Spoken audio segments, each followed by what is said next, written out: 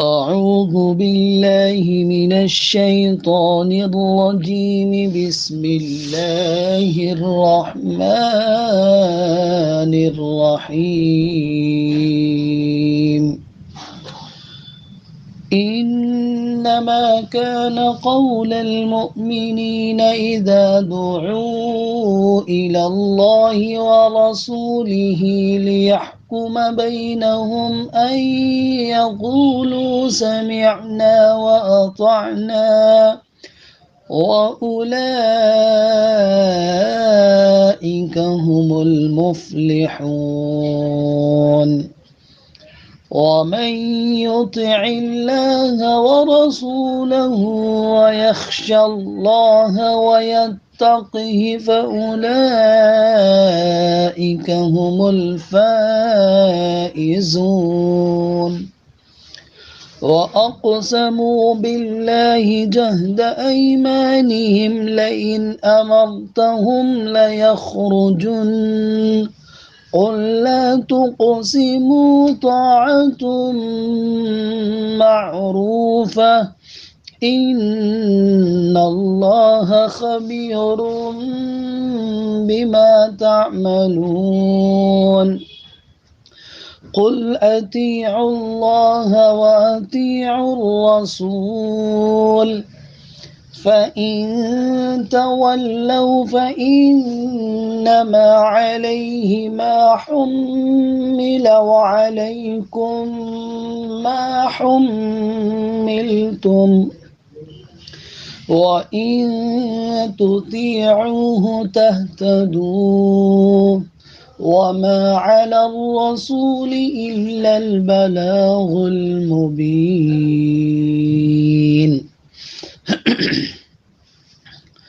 إنما كان قول المؤمنين إذا دعوا إلى الله ورسوله ليحكم بينهم أن يقولوا سمعنا وأطعنا انما كان مومنین کا قول تو صرف یہ ہوتا ہے کہ جب ان کو اللہ اور اس کے رسول کی طرف بلایا جاتا ہے تاکہ اللہ کا رسول ان کے درمیان میں فیصلہ کرے، تو ان ایمان والوں کی بات تو یہ ہوتی ہے کہ وہ کہتے ہیں ان یقولوا، وہ کہتے ہیں سمعنا، ہم نے سنا، واطعنا، اور ہم نے مان لیا، اطاعت کی، وَأُولَئِكَ هُمُ الْمُفْلِحُونَ، اور یہی وہ لوگ ہیں جو کامیاب ہونے والے ہیں، یہی ہے فلاح یاب ہونے والے۔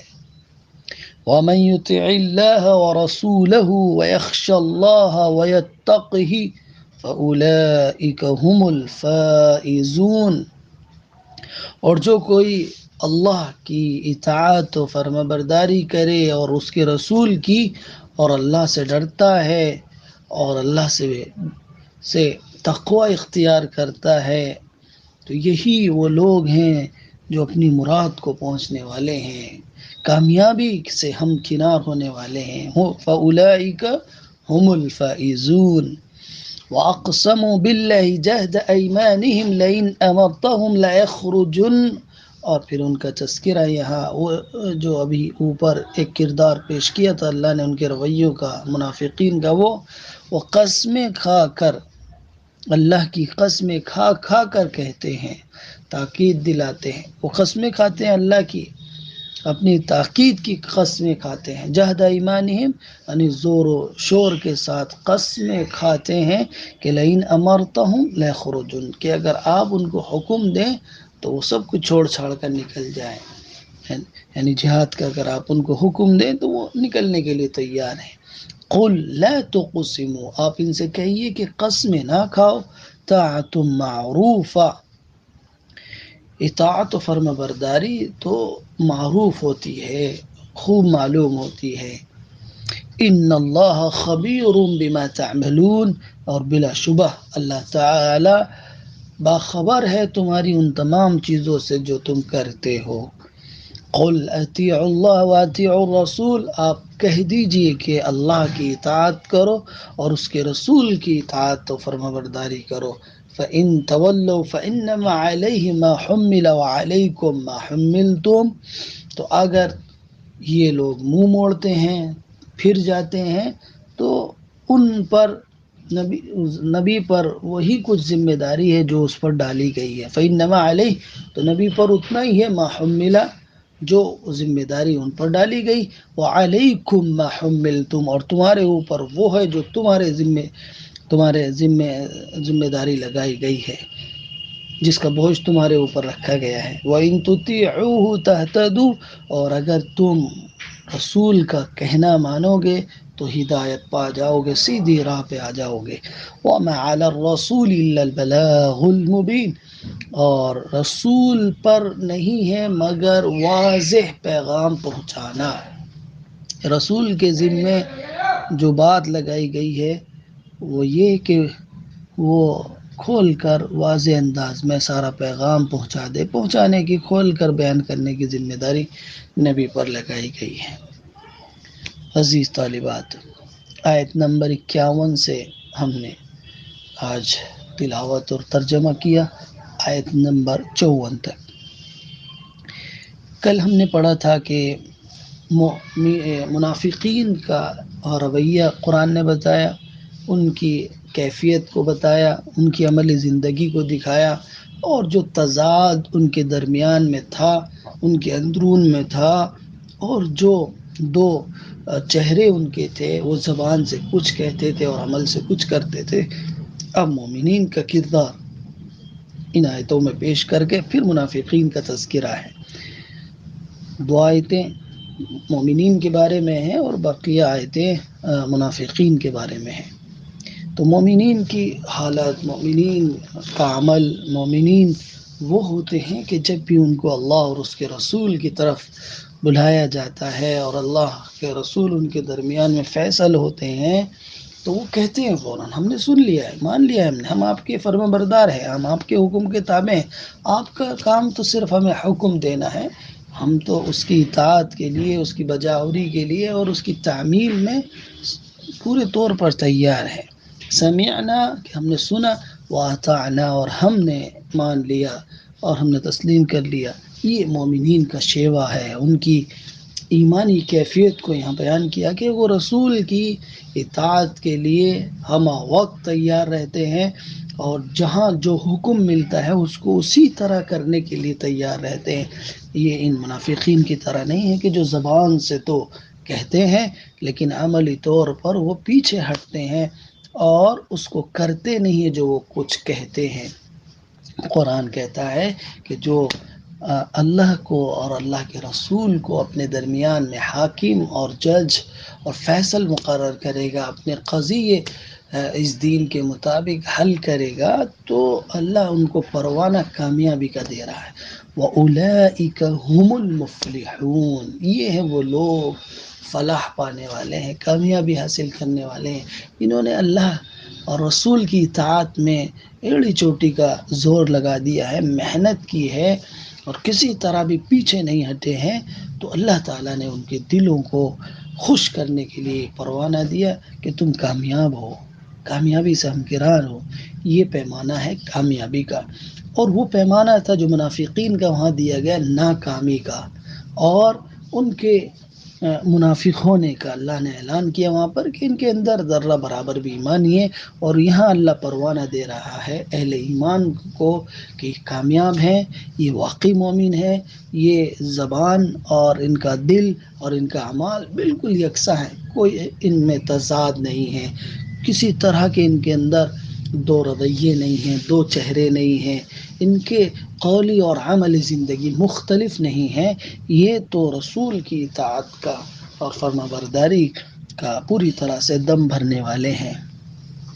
پھر ایک اور آیت اللہ تعالیٰ نے کہ وَمَن يُطِعِ اللَّهَ وَرَسُولَهُ، اور جو بھی شخص اللہ اور اس کے رسول کی اطاعت کرتا ہے، وَيَخْشَى اللَّهَ، اور اس سے ڈرتا ہے، وَيَتَّقِي، اور پرہیزگاری کی اور اللہ کی پکڑ سے بچ کر زندگی گزارتا ہے، فَأُولَئِكَ هُمُ الْفَائِزُونَ، تو یہی وہ لوگ ہیں جو کامیابی کو پہنچنے والے ہیں، بامراد ہونے والے ہیں اور فائز المرام ہونے والے ہیں. فازہ، ایسی کامیابی جس کے بعد کوئی ناکامی نہیں ہوتی ہے، یہ اعلیٰ درجے کی کامیابی ہوتی ہے اس کے اندر. اسی لیے اللہ تعالیٰ نے جگہ جگہ فوز العظیم، فوز الكبیر، فمن زحزح عن النار وادخل الجنة فقد فاز فوزا عظیما.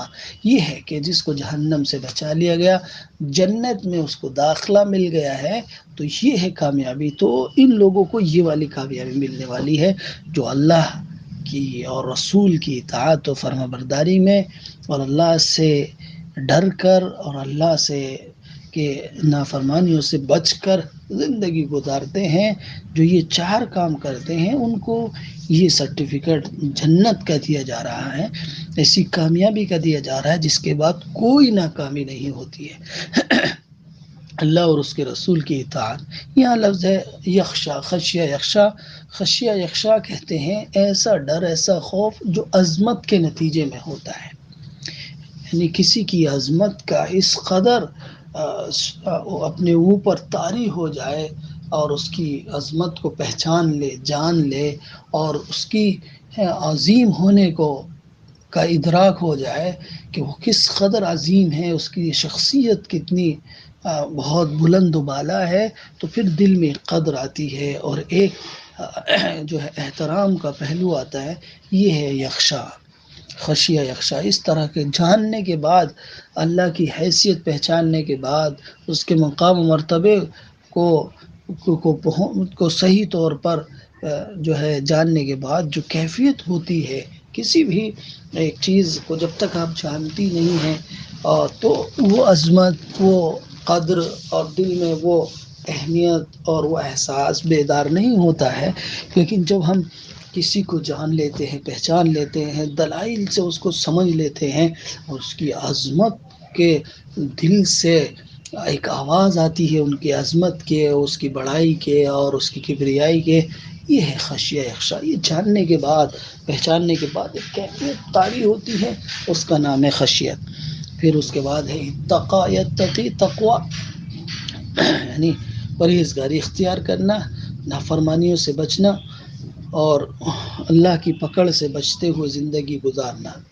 تو اس میں اللہ اور اس کے رسول کی اطاعت ہے، یعنی وَمَن يُطِعِ اللَّهَ، اللہ کے احکام کی پابندی، یعنی فرائض پر عمل کرے، اور رسول و سنت پر عمل کرے، وَيَخْشَ اللَّهَ، اور اللہ سے ڈرے اپنی ماضی کی زندگی میں کہ اس نے جو ماضی میں جو کچھ کیا ہے اس سے وہ ڈرے، اللہ سے معافی مانگے. وَيَتَّقِي، اور یہ مستقبل میں بھی اللہ سے ہی ڈر کر زندگی گزارے. تو گویا اس کی پوری زندگی اس ایک آیت کے اندر آ گئی. ایک ایمان والے کی، ایک کامیاب انسان کی پوری زندگی صرف اس ایک آیت کے اندر بیان کر دی گئی ہے. یہ بہت ہی جامع ترین آیت ہے کہ مختصر الفاظ کے اندر اللہ تعالیٰ نے بڑے بڑے مضامین کو اس کے اندر سمیٹ کر رکھ دیا ہے. ابھی آپ نے بلاغت کے اندر پڑھا تھا ایجاز، ایک ایجاز قصر آپ نے پڑھا تھا اور ایک ایجاز حذف. یہ اسی کی ایجاز قصر کی مثال ہے. اس میں کوئی چیز حذف نہیں کی گئی ہے، لیکن یہ اعلیٰ درجے کا ایجاز ہے اور ایسا ایجاز ہے کہ بالکل سمجھ میں آنے والا ہے اور کوئی چیز بھی اس کے اندر گنجلک نہیں ہے. واضح انداز میں اللہ تعالیٰ نے بتا دیا ہے. اسی لیے ایک واقعہ پیش آیا حضرت عمر بن خطاب رضی اللہ عنہ کے دور میں کہ ایک رومی آدمی خانہ کعبہ کا طواف کر رہا تھا. کہ وہ حضرت عمر بن خطاب خانہ کعبہ کا طواف کر رہے تھے، تو ایک رومی شخص آتا ہے اور وہ کہتا ہے کہ میں مشرف با اسلام ہونا چاہتا ہوں، میں کلمہ پڑھنا چاہتا ہوں، میں مومن ہونا چاہتا ہوں. تو حضرت عمر بن خطاب نے اس سے پوچھا کہ تم نے کلمہ پڑھنے کا ارادہ کیوں کیا، اس کے پیچھے کیا ریزن ہے، کیا محرک ہے، کیا سبب ہوا کہ تم آمادہ ہو گئے کہ تم ایمان لاؤ، اسلام قبول کر لو. اس نے کہا کہ میں ایک دیہات کا رہنے والا ہوں، تو میں نے وہاں پر سے دیہات میں رہتا ہوں اور یہاں آیا تھا، تو میں نے ایک قیدی کو ایک آیت تلاوت کرتے ہوئے دیکھی، پڑھی، ایک آیت تلاوت کرتے ہوئے سنا ہے. اور میں چونکہ توریت، انجیل اور بہت سی کتابوں کا علم رکھتا ہوں، جانتا ہوں، تو اس نے جو آیت پڑھی ہے اس کے اندر تو اللہ تعالیٰ نے اور جس کا یہ کلام انسانوں کا نہیں ہو سکتا، یہ واقعی کلام حق ہے اس مختصر الفاظ کے اندر، اور اس کے اندر پوری بات اور سمندر کو کوزے میں بند کر دیا گیا ہے۔ حضرت عمر نے پوچھا کہ بتاؤ کہ وہ آیت کون سی ہے، تو انہوں نے پڑھ کر سنائی کہ وَمَن يُطِعِ اللَّهَ وَرَسُولَهُ وَيَخْشَ اللَّهَ وَيَتَّقِهِ فَأُولَٰئِكَ هُمُ الْفَائِزُونَ۔ تو حضرت عمر بن خطاب نے اس سے پوچھا کہ اس کے اندر تمہیں کیا نظر آیا، تمہیں کیسے یہ لگا کہ یہ آیت یہ اللہ کی نازل کردہ ہے، تمہیں کیا اس کے اندر احساس ہوا؟ انہوں نے بتایا کہ مجھے اس کی تشریح اور اس کا مفہوم اس طرح سمجھ میں آتا ہے کہ وَمَن يُطِعِ اللَّهَ، جو اللہ کی اطاعت کرے، یعنی فرائض میں اللہ کی پابندی کرے، وَرَسُولَهُ، اور رسول کی سنتوں کی اتباع اور پیروی کرے، وَيَخْشَ اللَّهَ، اور ماضی کی زندگی میں اللہ سے ڈرے، وَيَتَّقِي، اور آئندہ زندگی میں اللہ کے سے ڈر کر زندگی گزارے، فَأُولَٰئِكَ هُمُ الْفَائِزُونَ، تو یہی وہ لوگ ہیں جو کامیابی کو سے ہمکنار ہونے والے ہیں، مراد کو پہنچنے والے ہیں، اپنی قسمت کا تارا بلند کرنے والے ہیں، ان کو کامیابی ملنے والی ہے۔ وَأَقْسَمُوا بِاللَّهِ جَهْدَ أَيْمَانِهِمْ لَئِنْ أَمَرْتَهُمْ لَيَخْرُجُنَّ قُل لَّا تُقْسِمُوا طَاعَةٌ مَّعْرُوفَةٌ إِنَّ اللَّهَ خَبِيرٌ بِمَا تَعْمَلُونَ۔ اور یہ منافقین اللہ کی قسم کھاتے ہیں اور پوری تاکید کے ساتھ کہتے ہیں کہ اگر آپ ان کو حکم دے تو یہ ضرور جنگ کے لیے نکلیں گے۔ قسم کھا کر اپنی بات کو مضبوط کرنا چاہتے ہیں، اور جو شخص سچا ہوتا ہے، جو اطاعت کرتا ہے، جو بات مانتا ہے، جس کی زندگی میں یکسانیت ہوتی ہے، اسے قسم کی ضرورت نہیں پڑتی ہے۔ تو کہا گیا قُل لَا تُقْسِمُوا، کہ تم قسم نہیں کھاؤ، اس قسم کی ضرورت نہیں ہے۔ طاعۃ معروفہ، تمہاری جو اطاعت ہے، فرما برداری ہے، سب کو اس کا حال معلوم ہے اور مشہور ہے، اس قسم کھانے کی ضرورت نہیں ہے۔ ان اللہ خبیر بما تعملون، بے شک اللہ تعالیٰ تمہارے تمام کرتوتوں سے واقف ہے کہ جو تم کرتے ہو۔ قسم کھا کر اپنی بات کو مضبوط کرنے کی ضرورت نہیں ہے۔ قسم کھا کر تم یہ ثابت نہیں کر سکتے کہ تم سچے ہو، اپنی قول میں سچے ہو، اپنی بات میں سچے ہو، اور تم قسم کھا کر یہ بات ثابت کرنے کی کوشش کر رہے ہو کہ بس ادھر حکم ملے گا اور تم جنگ کے لیے نکل جاؤ گے۔ بالکل نہیں نکلو گے، تمہاری کیفیت نہیں ہے، تم نے آج تک اس کا ثبوت نہیں دیا، عملی ثبوت نہیں دیا، اس لیے کہ تم پیچھے ہٹنے والے ہو، تم رسول کو اپنے درمیان حاکم اور جج کی حیثیت سے نہیں مانتے ہو۔ تو طاعۃ معروفہ، تمہاری حکم برداری تو بالکل مشہور ہے۔ اگر اس کا تعلق منافقین سے جوڑا جائے تو یہ مفہوم ہوگا کہ سب جانتے ہیں تمہارا حال کیا ہے، تمہارا اعمال کا حال کیا ہے، تمہارے اطاعت و فرما برداری کا حال کیا ہے، سب کو معلوم ہے۔ اور دوسرا مفہوم اس کا یہ بھی ہو سکتا ہے کہ اطاعت و فرما برداری تو ایسی چیز ہے جو خود بخود معلوم ہو جاتی ہے، اس میں کسی قسم کی ضرورت نہیں پڑتی ہے۔ اپنی بات کو موٹی موٹی قسمیں کھا کر اور زور شور کے ساتھ، تاکید کے ساتھ اپنی بات کو پیش کرنے کی ضرورت نہیں پڑتی ہے۔ اطاعت و فرما برداری تو ہر ایک جانتا ہے، سب کے سامنے ہوتی ہے، کون آدمی کتنے پانی میں ہوتا ہے، کتنا عمل کرنے والا ہوتا ہے، اور اس کے اندر کتنا خلوص ہے، جس کا جذبے کا اظہار اس کے عمل سے ہوتا ہے، اس کے کام سے ہوتا ہے، اور وہ ہر وقت وہ اطاعت کی زندگی گزارتا ہے۔ تو اس میں قسم کھانے کی کیا ضرورت ہے اگر اس کا مفہوم اس طرح لے۔ لیکن زیادہ تر قرین یہی قیاس یہی ہے کہ تمہاری اطاعت، تمہاری فرما برداری سب کو معلوم ہے، قسم کھانے کی ضرورت نہیں ہے، قسموں سے بات نہیں چلتی ہے، بات ہے سچی لگن اور سچی اطاعت و فرما برداری کی۔ تو اللہ تعالیٰ تو واقف ہے تمہارے کرتوتوں سے جو تم کر رہے ہو، اس لیے کہا کہ قل، آپ ان سے کہہ دیجئے اطیعوا اللہ واطیعوا الرسول، یہ ہے اطاعت و فرما برداری، اللہ اور اس کے رسول کی اطاعت فرما برداری کریں، اس کی اطاعت و فرما برداری سے منہ نہ پھیریں، اعراض نہ کریں اور اس کو ریجیکٹ نہ کریں، اس لیے کہ اس کا وبال پھر تمہارے ہی سر ہوگا۔ اگر تم نے اطاعت کی تو خوشنودی حاصل ہوگی، فرما برداری کی تو کامیابی ملے گی، اور اگر تم نے منہ پھیرا اور تعلیمات الہیہ کو نہیں مانا اور سچی اطاعت رسول کی نہیں کی تو اس کا بھگتان تمہیں کرنا پڑے گا، رسول کو نہیں کرنا پڑے گا۔ رسول کے جو ذمہ کام تھا وہ تو اس نے انجام دے دیا، مکمل ایمان میں داخل ہونا اور ایمان کے تقاضے کو پورا کرنا یہ تمہاری ذمہ داری ہے۔ رسول کا کام ہے صرف تم تک ایمان کی بات اور ایمان کو پہنچا دینا، اللہ کی ہدایات کو، تعلیمات کو تم تک پہنچانا رسول کا کام ہے، واضح کرنا اس کا کام ہے، بیان کرنا اس کا کام ہے، تمہارے ایکسیپٹ کرنا، قبول کرنا، اس کو عمل میں لانا یہ تمہارا اپنا کام ہے۔ تم سے سوال کیا جائے گا، رسول سے سوال نہیں ہوگا۔ تم ایمان نہیں لائے، تم سے سوال ہوگا۔ تم نے اطاعت نہیں کی، تم سے سوال ہوگا۔ تم نے رسول کی سچی فرمانبرداری نہیں کی، تم سے سوال ہوگا۔ تو قل آپ ان سے کہہ دیجیے اطیعوا اللہ و اطیعوا الرسول، اللہ کی اطاعت اور رسول کی اطاعت کرو، یہی سچا دین ہے۔ قسم کھا کر اپنی بات کو مضبوط کرنے کی ضرورت نہیں ہے۔ اطاعت کرو گے، فرما برداری کرو گے، خود بخود نظر آ جائے گا کہ تمہارے اندر کتنی اطاعت ہے اور کتنی فرما برداری ہے۔ اطاعت و فرما برداری دل سے کرنے کا نام اصل دینداری ہے۔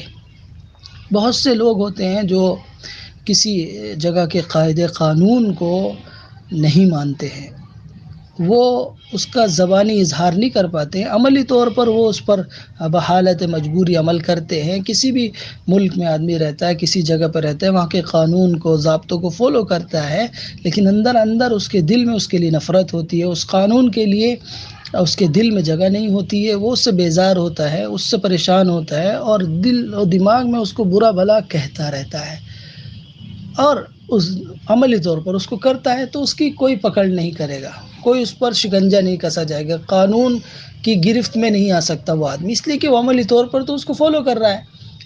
ذہنی طور پر اور ذہن کو کوئی جان نہیں سکتا، دل کو کوئی پہچان نہیں سکتا، تو یہاں اس کی پکڑ نہیں ہوگی۔ لیکن دین کے اندر، اسلام کے اندر جس طرح ظاہری اعمال کی حیثیت اور اہمیت ہے، بالکل اسی طرح دل کے اندر اس کو راسخ کرنا، بٹھانا، خوش دلی سے اس کو کرنا یہ بھی ضروری ہوتا ہے۔ اس پر سارے کاموں کا دار و مدار ہوتا ہے، اللہ کے یہاں مقبول ہونے کا دار و مدار ہوتا ہے، اللہ کے یہاں اعلیٰ درجے ملنے کا سارا دار و مدار اور انحصار اس پر ہوتا ہے۔ تو اسلام میں اور دین کے اندر دونوں چیزوں کا ہونا ضروری ہے، ظاہری طور پر بھی سچی فرما برداری ہو، اطاعت شعاری ہو، اور اندرون سے بھی دل اس کی گواہی دے رہا ہو کہ یہ حکم واقعی سچا ہے اور حقیقت پر مبنی ہے اور یہ ہمارے فائدے کا ہے۔ اس کو خوش دلی سے، اندرونی کیفیت سے اس کو عملی جامہ پہنا ہے، یہ دونوں مطلوب ہوتے ہیں۔ تو اطیعوا اللہ و اطیعوا الرسول، تم اللہ اور اس کے رسول کا حکم مانو خوش دلی سے، اطاعت کرو خوش دلی سے، ان کی اتباع اور پیروی کرو پورے دل کے جذبے کے ساتھ، ظاہری طور پر نہیں کہ ظاہر سے تو ہم آپ کے ساتھ ہیں لیکن اندرون سے ہم آپ کے ساتھ نہیں ہیں، یہ مکمل اطاعت نہیں ہوتی ہے، یہ فرما برداری نہیں ہے۔ دل بھی جھکاؤ اور اعضاء جوارے بھی اس کے کام میں لاؤ، اس کا نام اطاعت ہے۔ تو فَإِن تَوَلَّوْا، اور اگر تم پھر جاتے ہو، اس سے منہ موڑ لیتے ہو، اس قانون کو نہیں مانتے ہو، اس کی اطاعت و فرما برداری نہیں کرتے ہو، تو فَإِنَّمَا عَلَيْهِ مَا حُمِّلَ وَعَلَيْكُمْ مَا حُمِّلْتُمْ، تو رسول پر تو جو ذمہ داری لگائی ہے اس کا بوجھ اس کے اوپر ہے، اور رسول کی ذمہ داری ہے تم تک بات کو پہنچانا۔ وَعَلَيْكُمْ مَا حُمِّلْتُمْ، اور تم پر وہ ہے جس کا بوجھ تمہارے اوپر اور تمہارے کاندھوں پر ڈالا گیا ہے، اور تمہارے ذمہ کیا ہے کہ اس رسول کی اطاعت کرنا، فرما برداری کرنا، دل سے اس کی باتوں کو ماننا، قبول کرنا، یہ تمہارے ذمہ ہے۔ تم سے پوچھا جائے گا کہ تم نے اس کی اطاعت کی یا نہیں کی، تم نے اس کو مانا یا نہیں مانا، اس پر ایمان لائے یا نہیں لائے، اس کا سوال تم سے ہوگا، رسول سے نہیں ہوگا۔ رسول اس لیے نہیں آتا ہے کہ وہ تمہیں زبردستی کسی قانون کا پابند بنائے، کسی تعلیم پر تمہیں آمادہ کرے، زبردستی تم نہیں چاہتے ہو دل سے اور پھر تمہیں زبردستی وہ گھسیٹ کر لائے، یہ رسول کا کام نہیں ہوتا ہے۔ رسول کا کام ہے صرف تمہارے سامنے حقیقت کو حقیقت بنا کر واضح کرنا، بالکل عیاں کرنا، روشن کر دینا، اب تمہارے ذمہ کام ہے۔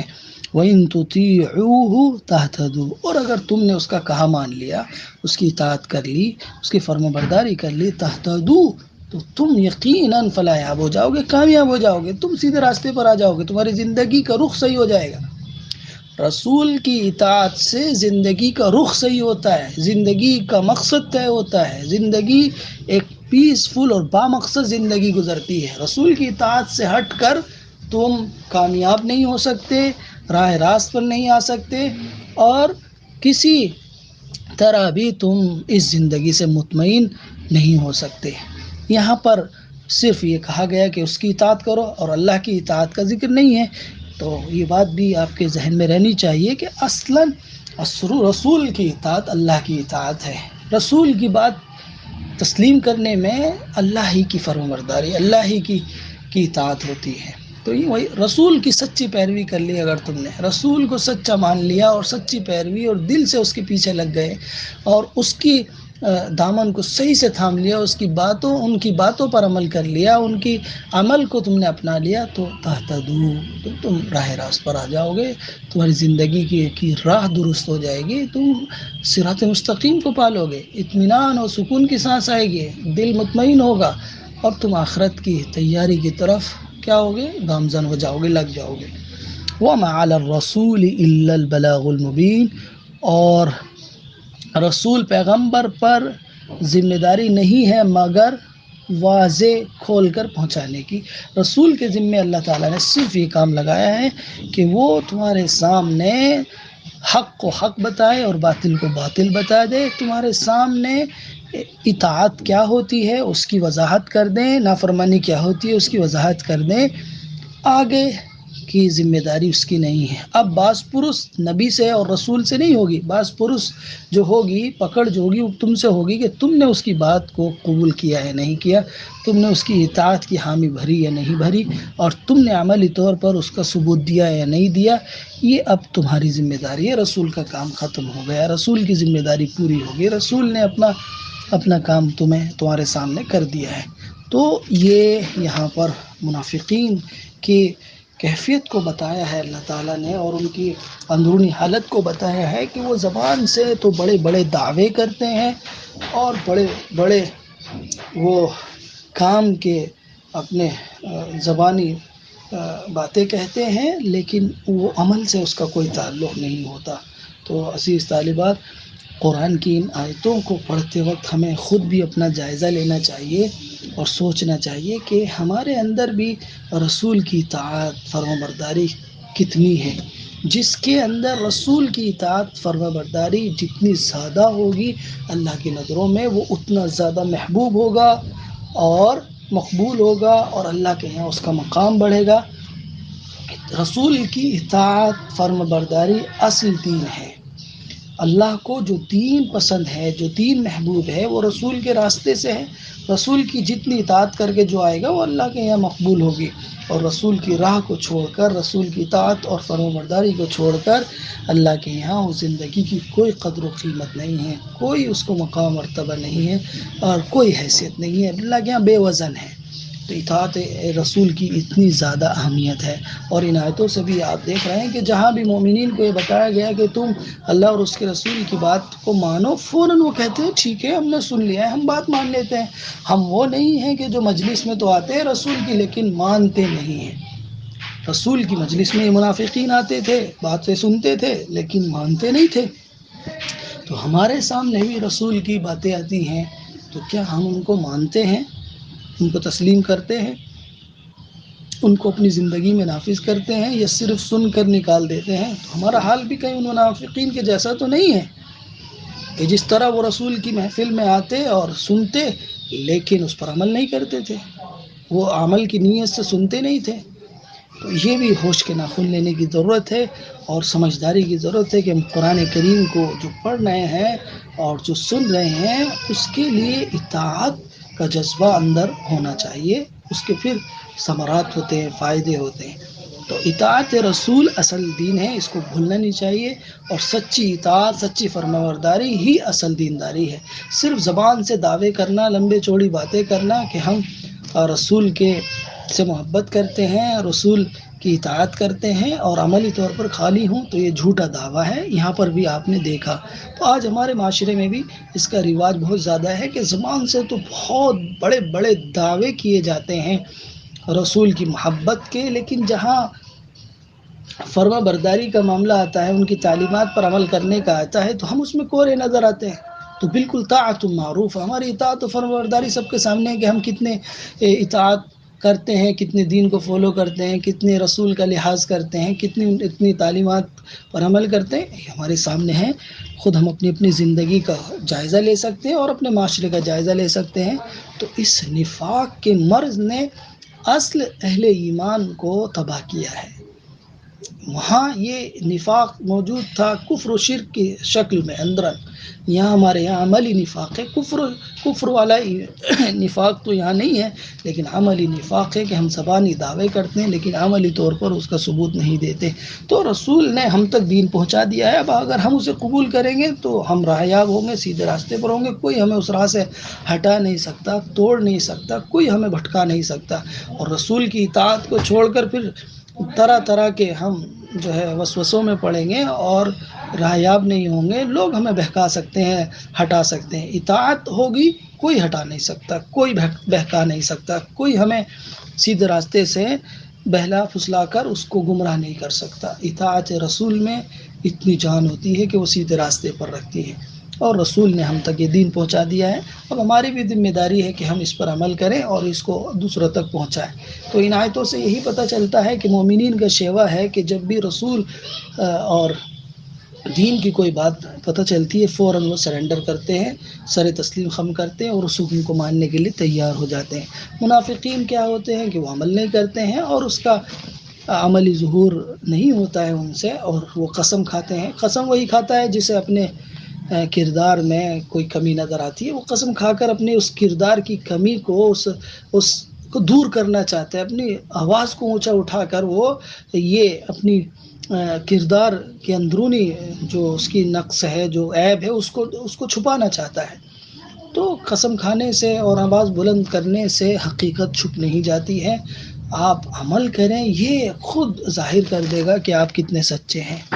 آج ہم یہاں آیت نمبر 54 تک پہنچے ہیں۔ السلام علیکم ورحمۃ اللہ وبرکاتہ۔